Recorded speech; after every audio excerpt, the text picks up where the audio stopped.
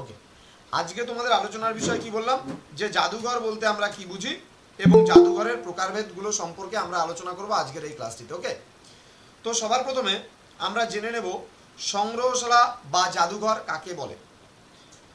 সংগ্রহশালা বা জাদুঘর কাকে বলে? দেখো, জাদুঘর হলো এমন একটা প্রতিষ্ঠান, জাদুঘর হলো এমন একটা প্রতিষ্ঠান যেখানে অতীত থেকে বর্তমান পর্যন্ত বিভিন্ন ঐতিহাসিক, বিভিন্ন সাংস্কৃতিক, বিভিন্ন বৈজ্ঞানিক ও শিল্প বিষয়ক যে বিভিন্ন ধরনের বস্তু সামগ্রী, সেই বস্তু সামগ্রীগুলো কিন্তু সংগ্রহ করে রাখা হয় এই সংগ্রহশালায়। বোঝা গেল কি বললাম? তাহলে কি বলছি, যে জাদুঘর হলো এমন এক প্রতিষ্ঠান যেখানে অতীত থেকে বর্তমান পর্যন্ত বিভিন্ন ঐতিহাসিক বিষয়বস্তু হতে পারে, সাংস্কৃতিক বিষয়বস্তু হতে পারে, তোমাদের শিল্পভিত্তিক বিষয় হতে পারে, এবং বৈজ্ঞানিক যে বিভিন্ন বিষয় ভিত্তিক যে বস্তু সামগ্রী আছে, সেই বস্তু সামগ্রী সংগ্রহ করে রাখা হয় যে প্রতিষ্ঠানে, তাকে আমরা জাদুঘর বলি। এবং এই জাদুঘরে কিন্তু স্থায়ী এবং অস্থায়ী দুভাবেই কিন্তু এখানে প্রদর্শনের ব্যবস্থা করা হয়। যেমন আমরা যদি বলতে যাই, দু একটা মিউজিয়ামের নাম যদি বলি, লুভরে মিউজিয়ামের কথা আমরা বলতে পারি, আমরা ভারতীয় মিউজিয়ামের কথা বলতে পারি। এবার কি করা হয়, এই যে জাদুঘরগুলো যে রয়েছে, এই জাদুঘরে কিন্তু বিষয়বস্তু সংগ্রহ, সংরক্ষণ এবং প্রদর্শন করা হয়। মনে করো অতীতকালের কোনো ঐতিহাসিক কোনো কিছু আছে, বা ঐতিহাসিক কোনো বস্তু আছে, সেই ঐতিহাসিক বস্তু সামগ্রী যেখানে আমরা সংগ্রহ করে রাখি, সেই জায়গাটাকে আমরা জাদুঘর বলতে পারি। সংগ্রহ করা হয়, সংরক্ষণও করা হয়, এবং সেগুলো নিয়ে প্রদর্শনেরও ব্যবস্থা করা যেতে পারে, বা প্রদর্শনও কিন্তু হয়। বোঝা গেল বিষয়টা কি বলছি আমি? ওকে, নেক্সট আমরা যদি বলি, জাদুঘরকে কেন্দ্র করে বিভিন্ন মডেলও কিন্তু আমরা অনেক সময় নির্মাণ করতে দেখতে পারি। এবং এই জাদুঘর আছে বলেই আজকে কিন্তু অতীতের বিভিন্ন বিষয়বস্তু সম্পর্কে আমরা কিন্তু, বা ঐতিহাসিক সত্যতা সম্পর্কে আমরা অনেকটাই অবগত হতে পারছি বা জানতে পারছি। তো এই হলো জাদুঘর। আবারও আমি লাস্ট একবার বলে দিচ্ছি জাদুঘর কি। তাহলে জাদুঘর হলো এমন একটা প্রতিষ্ঠান যেখানে অতীত থেকে বর্তমান পর্যন্ত বিভিন্ন ঐতিহাসিক বস্তু সামগ্রী, বিভিন্ন সাংস্কৃতিক বস্তু সামগ্রী, বিভিন্ন বৈজ্ঞানিক বস্তু সামগ্রী, এমনকি শিল্প বিষয়ক বিভিন্ন বস্তু সামগ্রী যেখানে সংগ্রহ করে রাখা হয়, তাকে আমরা মিউজিয়াম বলি। এবং এখানে কি করা হয়, জনসাধারণকে বা জনসাধারণের মধ্যে স্থায়ী বা অস্থায়ীভাবে প্রদর্শনের জন্য কিন্তু এই জাদুঘরকে ব্যবহার করা যেতে পারে। বোঝা গেল? ক্লিয়ার কনসেপ্ট আমি যেটা বোঝাতে যাচ্ছি? ওকে, এবার আমরা জানবো যে জাদুঘর কয় প্রকারের হয় বা সংগ্রহশালা কয় প্রকারের হয়, সেগুলো সম্পর্কে আমরা আলোচনা করব। বা কত রকমের, যদি আজকে বলি আমরা যে জাদুঘর কয় প্রকার ও কি কি, এই প্রশ্নটাও কিন্তু তোমাদের পরীক্ষায় ভীষণভাবে করা হয় প্রতি বছর। তোমরা এটা ক্লাস 12-এর বই আছে তোমাদের কাছে, ক্লাস 12-এর বই, ক্লাস 12-এর ইতিহাস বইয়ের মধ্যে তোমরা জাদুঘরের প্রকারভেদটা পেয়ে যাবা, কারণ সেখানে তোমরা আগেও পড়েছো। সেখান থেকে পড়লে আমার মনে হয় যে তোমাদের অনেক বেশি সহজ বলে মনে হবে। ঠিক আছে, জাদুঘরের প্রকারভেদ তবুও আমার পড়ানোর দরকার, আমি বুঝিয়ে দেবো, পড়িয়ে দেবো, বিশেষ করে শুনবা। বিশ্বের বিভিন্ন দেশে কিন্তু জাদুঘর অবস্থিত। এবার জাদুঘর বিশ্বের প্রতিটা দেশেই তুমি কম বেশি কিন্তু পাবা। তো এখন বর্তমানে 55,000-এর বেশি বিশ্বজুড়ে জাদুঘরের অস্তিত্ব রয়েছে, প্রায় 55,000, আবার বলছি প্রায়। ঠিক আছে, আনুমানিক কথাটা, এক্স্যাক্টলি বলা সম্ভব হচ্ছে না। তো বলছে, যেমন আমরা যে সমস্ত জাদুঘরের কথা এখানে তুলে ধরবো, তার মধ্যে আমরা বিশ্বকোষ জাদুঘরের কথা বলতে পারি, প্রত্নতাত্ত্বিক জাদুঘরের কথা বলতে পারি, শিল্প জাদুঘরের কথা বলতে পারি, বিজ্ঞান জাদুঘর রয়েছে, সামরিক জাদুঘর রয়েছে, সমুদ্র জাদুঘর রয়েছে, জীবন্ত জাদুঘর রয়েছে, তারপর আমরা উদ্ভিদবিদ্যার জাদুঘর আমরা পাবো, দেন ঐতিহাসিক গৃহ জাদুঘর পাবো। ঠিক আছে, তো প্রথমত আমরা যে জাদুঘর নিয়ে আলোচনা করবো সেটা হচ্ছে বিশ্বকোষ জাদুঘর। প্রথমে আমরা যে জাদুঘরের কথা বলবো সেটা হলো বিশ্বকোষ জাদুঘর। এই বিশ্বকোষ জাদুঘর বা জাতীয় জাদুঘর কাকে বলছে বা কেন বলা হয় সেগুলো একটু আলোচনা করছি। প্রথমত আমরা বিশ্বকোষ জাদুঘর বা জাতীয় জাদুঘর, যেমন ব্রিটিশ মিউজিয়ামকে আমরা বিশ্বকোষ জাদুঘর বলতে পারি, বা এটাকে জাতীয় জাদুঘরও বলা যেতে পারে। বলছে যে জাদুঘরগুলিতে বিশেষ করে প্রত্নতত্ত্ব, নৃতত্ত্ব, ইতিহাস, বিজ্ঞান, শিল্পকলা ইত্যাদি বিষয় একসাথে বিপুল সংখ্যক মানুষজন সেখানে প্রবেশ করতে পারে বা তারা প্রদর্শনী দেখতে পারে, তাকে আমরা বিশ্বকোষ জাদুঘর বলছি। এখানে বিজ্ঞান, শিল্পকলা, প্রত্নতত্ত্ব, নৃতত্ত্ব, ঐতিহাসিক সামগ্রী, বিভিন্ন বিষয়গুলো পৃথক পৃথকভাবে প্রদর্শনের কিন্তু ব্যবস্থা রয়েছে। এবার আমরা ঐতিহাসিক জাদুঘরের কথা জানব। তোমরা অনেকেই জানো মুর্শিদাবাদের হাজারদুয়ারি যে আছে, সেই মুর্শিদাবাদের হাজারদুয়ারি জাদুঘর ঐতিহাসিক জাদুঘরের উদাহরণ।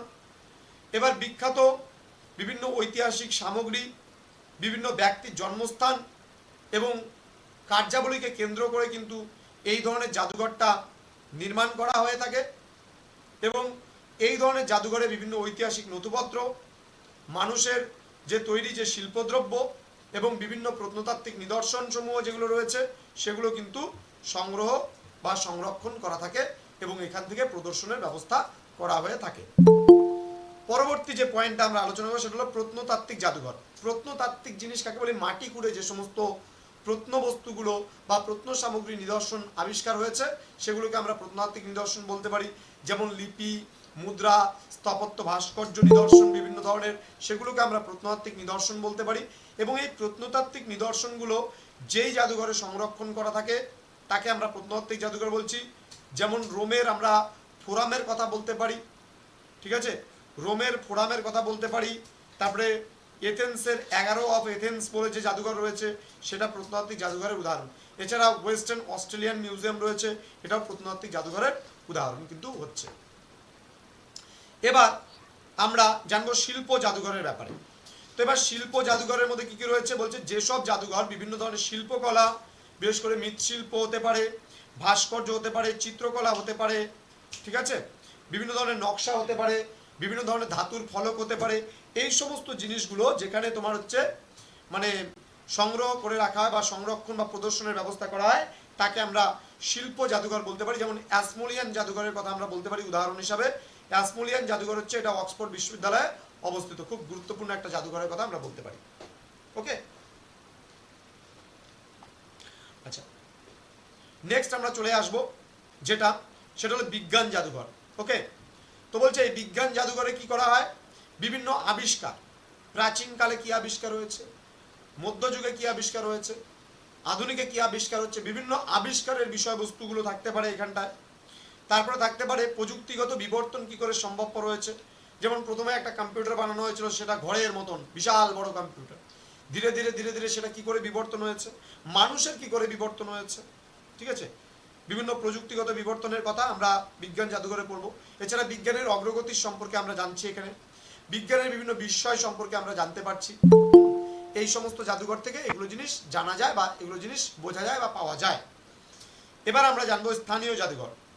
স্থানীয় এলাকা থেকে বিভিন্ন প্রত্নতাত্ত্বিক উপাদান সংগ্রহ করে যে জাদুঘরগুলি সংরক্ষণ এবং প্রদর্শনের ব্যবস্থা করা হয়ে থাকে তাকে আমরা স্থানীয় বা আঞ্চলিক জাদুঘর বলতে পারি।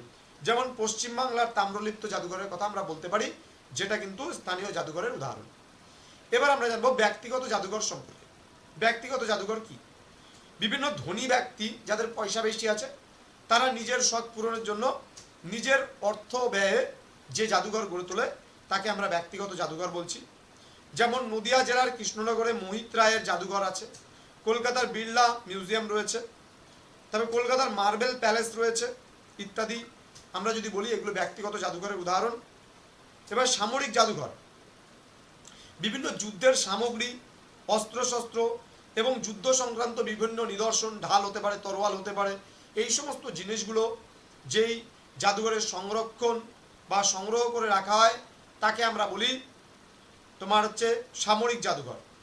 যেমন আমরা বলতে পারি কানাডিয়ান ওয়ার মিউজিয়াম আছে, the national first world war museum আছে। এবার আমরা যেমন সমুদ্র জাদুঘরের ব্যাপারে বলছে, যে জাদুঘরগুলিতে প্রাচীনকালের সমুদ্র জীবন সংক্রান্ত ইতিহাস, সমুদ্রের ভেতরকার কি করে সমুদ্র হলো না হলো, বিস্তারিত বিবরণগুলো আমরা সমুদ্র সংক্রান্ত প্রত্নতত্ত্ব নিদর্শন সমুদ্রের ইত্যাদি সম্পর্কে যখন সংরক্ষণ বা প্রদর্শনের ব্যবস্থা করা হয় যে জাদুঘরে তাকে আমরা বলি তোমার হচ্ছে সমুদ্র জাদুঘর। এবার জীবন্ত জাদুঘর কাকে বলছে? যে জাদুঘরে মানুষের জীবনযাত্রা এবং ঐতিহাসিক ঘটনাগুলি মানুষের সামনে প্রদর্শনীর মাধ্যমে দেখানো হয় যে জাদুঘরে তাকে আমরা বলি হচ্ছে জীবন্ত জাদুঘর। যেমন সুইডেনের স্কানসেন মিউজিয়ামের কথা আমরা বলতে পারি। এবার আমরা চলে আসব লাস্ট পয়েন্ট, নেট জাদুঘর। নেট জাদুঘর কাকে বলছে? বর্তমানকালে বিভিন্ন জাদুঘর তাদের সংরক্ষিত বিভিন্ন নিদর্শনগুলির ছবি তোমার তুলে ইন্টারনেটে সেগুলি প্রকাশ করছে বিভিন্ন বিষয়। মনে করো আমি কোথাও যাচ্ছি, সেটা ইন্টারনেটে আমি আপলোড করছি। কোথাও একটা ঐতিহাসিক ঘটনার সঙ্গে আমি জড়িত হচ্ছি, সেটা আমি ইন্টারনেটে আপলোড করছি। তাহলে এটাকে নেট জাদুঘর। নেট মানে ইন্টারনেট। তাহলে ইন্টারনেট জাদুঘর বোঝা গেল কি জিনিস, বা নেট জাদুঘর বোঝা গেল কি জিনিস।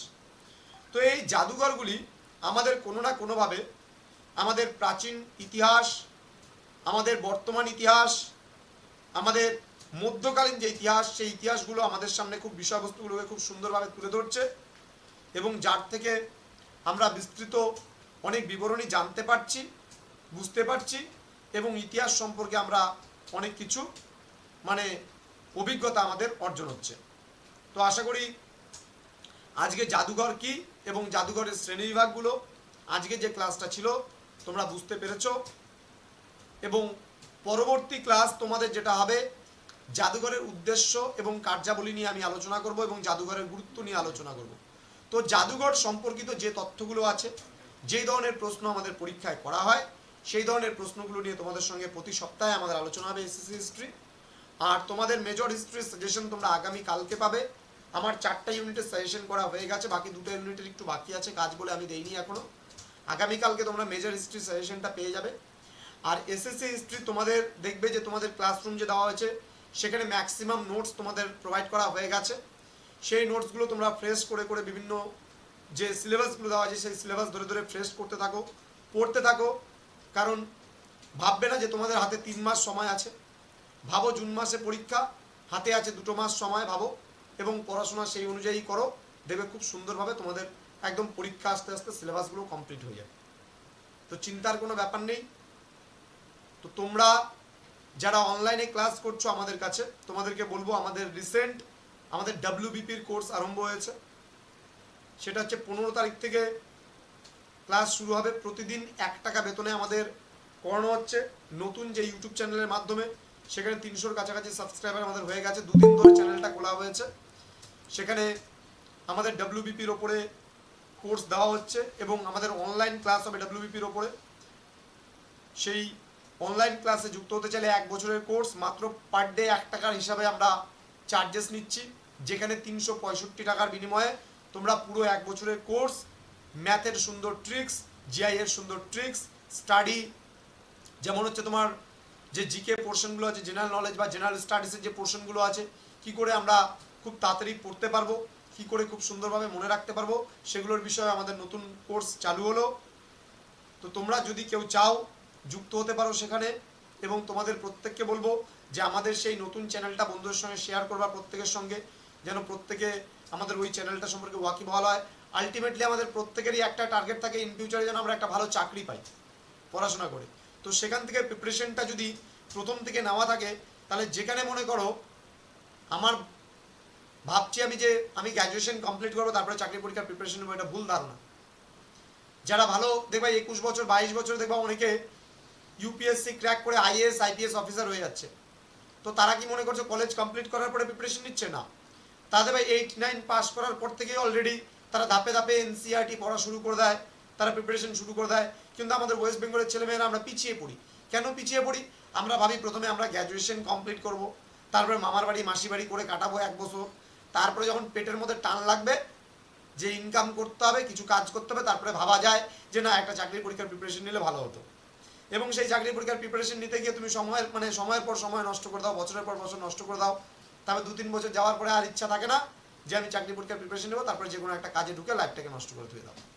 তাহলে যেখানে আমরা 15 বছর পড়াশোনা করি কিন্তু একটা বছর আমরা সুন্দরভাবে নিজেদেরকে গুছাতে পারি না, দেখে আমাদের চাকরি করাটা হয়ে ওঠে না। তো প্রত্যেকে মনে রাখবা, সেই চ্যানেলটাকে যদি জয়েন নাও করো, কেউ যদি জয়েন নাও করো এই মুহূর্তে কোচিং আমাদের, তাহলে সেই চ্যানেলটাকে সবাই ফলো করো, তোমাদেরকে রিকোয়েস্ট করব। কারণ সেই চ্যানেলে নতুন নতুন ট্রিকগুলো আমি নিয়ে আসবো, সম্পূর্ণ আমার আবিষ্কার করা কিছু ট্রিক, নতুনত্ব কিছু বিষয়, যেগুলো তোমাদের করলে পারে দেখবা একদম খুব সুন্দরভাবে সেই ম্যাথসগুলো, জিআইগুলো। অনেকে দেখবা ম্যাথস ভয় পায়, চাকরি পরীক্ষা দেবো, রে বাবা ম্যাথ আছে তো, ইংলিশ গ্রামার আছে তো। দেখবা কত সহজভাবে সেটা করাই। তোমাদের ফার্স্ট ব্যাচে জয়েন করতে ইচ্ছা করছে না, করো না। অলরেডি আমাদের 3 থেকে 4 জন স্টুডেন্ট অ্যাডমিশন নিয়েছে। 15 তারিখ অবধি যে কজন অ্যাডমিশন হবে, 10 জন, 20 জন, 30 জন, 100 জন, যে কজন হবে আমরা তাদের নিয়ে ক্লাসটা আরম্ভ করব। এবং তোমাদের যদি মনে হয় যে না প্রথম ব্যাচটা একটু দেখে নেই, আমরা সেকেন্ড ব্যাচ থেকে জয়েন করব, তুমি পরের ব্যাচে জয়েন করতে পারো। ততদিনে তুমি দেখো আমাদের ইউটিউব চ্যানেলটাকে, একাডেমিক আর্কাইভ বলে যে চ্যানেলটা আমরা খুলেছি, সেই চ্যানেলটাকে তোমরা ফলো করতে পারো। চলো, তোমাদের সঙ্গে পরের দিন দেখা হবে আবার আর আগামীকালকে বন্ধ থাকছে তোমাদের ঈদের উপলক্ষে। আগামীকালকে সেন্টার বন্ধ, অর্থাৎ কোনো অনলাইন ক্লাস আগামীকালকে হবে না, ঠিক আছে? তো আগামীকাল ছুটি থাকবে, যেটা অফলাইন তোমার অনলাইনে তোমাদের VSC understanding India, sorry Aisi তোমাদের বাংলা ক্লাস নেওয়ার কথা ছিল, আগামীকালকে হবে না। হ্যাঁ বলো। স্যার বললাম যে হিস্ট্রি ক্লাসটা কি জুম অ্যাপের মাধ্যমে হবে নাকি গুগল মাধ্যমে হবে স্যার? তোমাদের যতক্ষণ গ্রুপে 100 স্টুডেন্টস ফুলফিল না হচ্ছে ততক্ষণ পর্যন্ত তোমাদের গুগল মিটেই হবে। যখন 100 স্টুডেন্টস ক্রস করে যাবে তখন ওটা জুম অ্যাপে হবে। কারণ যখনই 100 ক্রস করে যায় তখন সেখানে আর মিটের মাধ্যমে নেওয়া যায় না, মিটে 100-এর উপরে পারমিশন দেয় না। বোঝা গেল? চলো বাই, গুড নাইট প্রত্যেককে, ভালো থেকো, থ্যাংক ইউ। Hello sir.